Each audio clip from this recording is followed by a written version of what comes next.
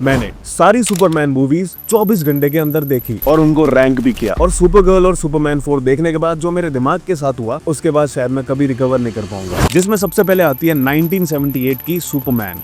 This is the OG classic movie जिसने सब कुछ स्टार्ट किया था। ऑल्दो मुझे भी बाकियों की तरह इसका क्लाइमेक्स थोड़ा एब्सर्ड लगा, वो पूरा टाइम रिवर्सल वाला जो सीक्वेंस था, लेकिन उसके बाद भी इस मूवी की पेसिंग, सीजीआई और स्पेशली जो फ्लाइंग सीन्स दिखाए गए हैं वो पुरानी मूवी के हिसाब से भी काफी डिसेंट लगते हैं। और स्पेशली इस मूवी का जो म्यूजिक है और विजुअल स्टोरी टेलिंग यूज हुई है और साथ ही साथ इसकी एक्टिंग, स्पेशली जो क्रिस्टोफर रीव्स ने क्लार्क केंट और सुपरमैन को अलग अलग पोर्ट्रे किया है वो बहुत ही अच्छा है। तो उसकी वजह से हम इसको क्लासिक की कैटेगरी में डाल देते हैं।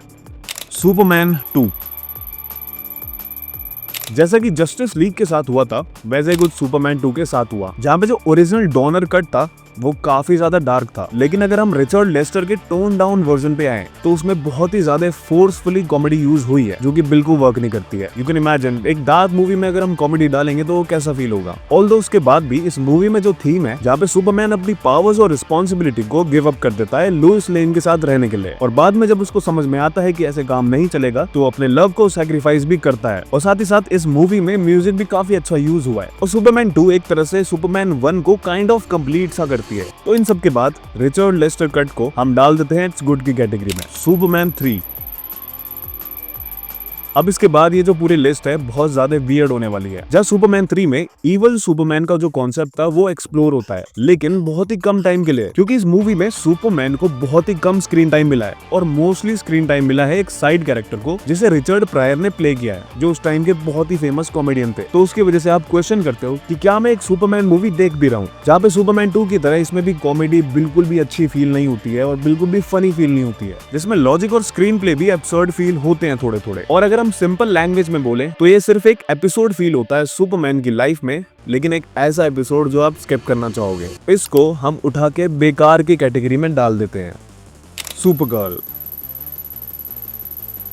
इस मूवी के बाद मुझे फील हुआ कि सिनेमा शायद इससे नीचे कभी नहीं जा सकता है। This movie is absolutely bad, क्योंकि इसमें इतने खराब इफेक्ट्स यूज हुए हैं और साथ ही साथ इस मूवी का जो प्लॉट है उसका कोई डायरेक्शन ही नहीं है, बस पूरी स्टोरी इधर उधर जा रही है, जिससे पता चलता है कि इस मूवी में कितनी लेजी राइटिंग हुई है। कैरेक्टर्स भी अजीब से डिसीजन लेते हैं जिनका कोई सेंस नहीं बनता है। और इस मूवी को एक सीन की वजह से भी याद किया जाता है। लिटरली सुपरगर्ल के फ्लाइंग सीन में हमें वायर दिख सकती है जो कि पूरी मूवी में साफ साफ दिख रहा है। तो इसको हम डिलीट दिस की कैटेगरी में सबसे नंबर 1 पे डाल देते हैं। सुपरमैन 4। अब ये मूवी भी one of the worst consider करी जाती है, क्योंकि ये मूवी बहुत ही ज्यादा फिल्टर्ड और एडिटेड फील होती है, क्योंकि इस मूवी का पूरा आधा घंटा एडिट कर दिया गया था, जिसके बाद इस मूवी में इतने सारे टाइम जंप्स है कि आप इस मूवी से कभी कनेक्ट कर ही नहीं पाओगे। साथ ही साथ इस मूवी में इतनी ज्यादा बोरिंग एडिटिंग है कि सुपरमैन का एक ही फ्लाइंग सीन्स हमें थ्रू आउट मूवी में दिखाया गया है। और CGI is also one of the worst ever, जहां लास्ट का क्लाइमेक्स सीक्वेंस तो बहुत ही बुरा है। तो इन सब के बाद हम इसको डिलीट जिसकी कैटेगरी में डाल देते हैं।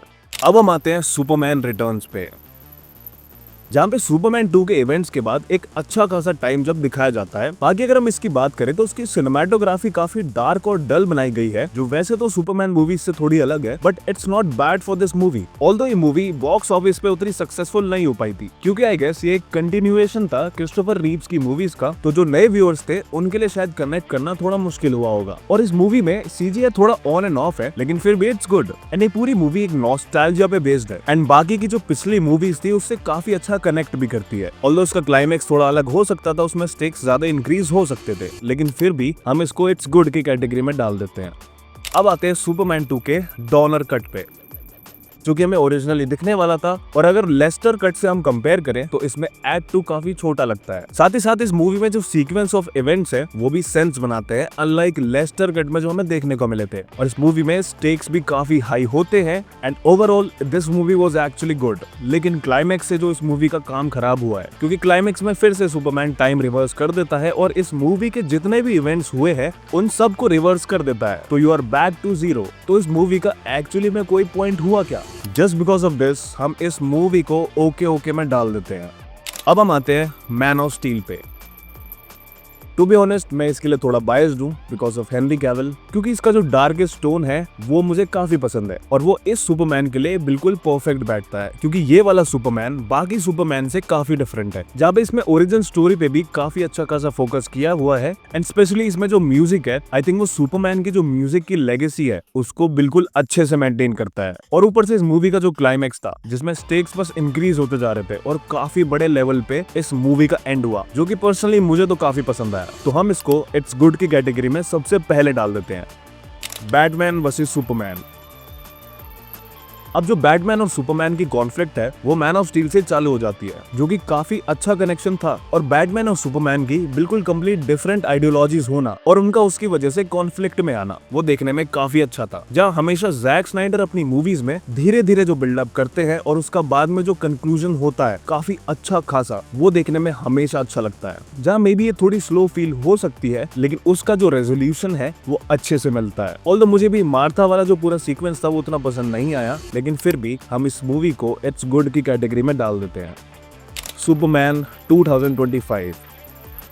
अब इस मूवी में फिर से हमें लाइटर टोन देखने को मिलती है, जहाँ पे सिर्फ एक day in Superman life feel होता है, लेकिन एक अच्छा वाला। जब ये सुपरमैन शायद सबसे ज्यादा ह्यूमन और सबसे ज्यादा इमोशनल दिखाया गया है, जो कि काफी ज्यादा होल्ड बैक करता है and it's actually not a bad movie. और जहाँ में ट्विस्ट भी एक काफी डिफरेंट आता है, जहाँ सुपरमैन के पेरेंट्स उसे एक्चुअली रूल करने के लिए भेजते हैं rather than प्रोटेक्ट। लेकिन इस मूवी में एक्सपोजिशन काफी लेजी तरीके से बताई गई है, जहाँ में लिटरली उसे बोला गया है rather than शो करना, जो कि ऑब्वियसली बेटर लगता। लेकिन फिर भी this movie was actually good and ये इतना हेट डिजर्व नहीं करती है, तो हम इसको भी इट्स गुड की कैटेगरी में डाल देते हैं। तो यही थी वीडियो, और मैंने स्पाइडरमैन की भी सारी मूवीज को रैंक किया था, तो अगर आप वो देखना चाहते हो तो feel free to watch it.